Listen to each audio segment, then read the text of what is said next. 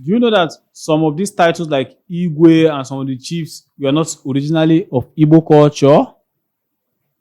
Just follow me in this video and I will explain everything in detail. Just follow me. And advocate that some of them should be abolished. Because in some of the states in the southeast, the Igwes, like where you have the Obas and the Emirs in the north, are not actually the custodian of our customs and traditions in the southeast. Some of them, and a lot of them are in that category. They are actually the post-colonial creation. And therefore, they are not partly integrated with the Igbo society the way it should be. Some of them, the integration has been ongoing for a long time, but some, I'm finding it very difficult. And I will take my state as an example. I will talk about Enugu State. But let me start with the pre-colonial Nigeria and the southeast. Now, please, I will indulge you to give me more of your time in this video. Video may be a little bit long, but watch to the end and you understand what I'm saying. Now, before the coming of the white people to the Igbo land, now we had a system of governance, and is the way you have most of our communities. They call what they call acephalous society, like autonomous communities. And we reach decision and have leaders based on consensus. And we have our OHA system, where it's a representative kind of democracy. And now, when the British, that's white people, had a contact with Nigeria, they had first contact with the Yorubas and the Hausas first. And then those guys had the Oba system and the other people had Emir. And these things were well established. And then, because these guys did not want to actually have a lot of the administrators running these systems, they decided to apply the indirect rule system. The indirect rule is where they give most of the instructions to the leaders and they become their foot soldiers. Like they try to carry out most of those instructions for the white people. And they will just be like the governor head and they go to the administrative headquarters where they have the GRAs and stay. And then the locals will run the thing for them. Now, when they actually, because there were a lot of resistance from the southeast side, it was not easy for them. I think it was around the 1919, almost like 1920, before the Igbos were completely conquered by the British. Because I think they were like three tribes that actually took a lot of time. The Jola tribe in Ethiopia, those guys actually, they fought till almost in 1927. And there's this tribe called the Dimka tribe in southern Sudan. Their own took till almost 1930 before they were completely conquered.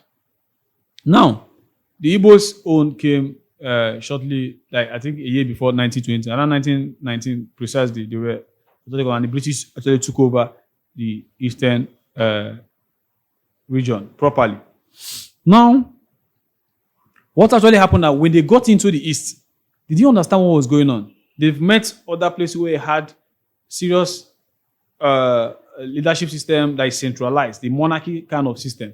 Now, they were getting into this place, and it seems that these people were not practicing what these people were practicing. So they assumed the Igbos didn't have those kind of system.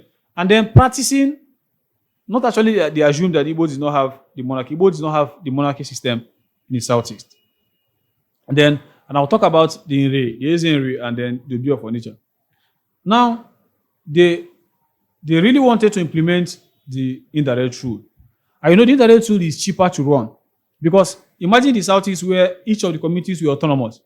For the white people to run the southeast, they will have to get thousands of the white people to administer most of their rules. You understand? Now, in the other places, all they needed to do was to get the central Oba and get the other central command. Then everything is done properly. But here, there was no central command. It became a very big problem. And then they had to invent what they call warrant chiefs. That's where this started from. Now, the warrant chiefs were the one doing their work, which is like equivalent of what the other administrative heads they've transferred to the Obas and other ones were doing. So they report to the white people. Now that's where all these Igbo's and other things started from. And then I'm just giving you a clue of it. So during the colonial era, those things continued till post-colonial. And then you find out that in order, when the white people left us, we maintained most, like that's something common in a lot of the African society. We maintained those traditional institutions. But now, like I said, the Igbos have this autonomous community. If you are from Igbo, you understand what I'm talking about. In most of the communities, there is an existing system.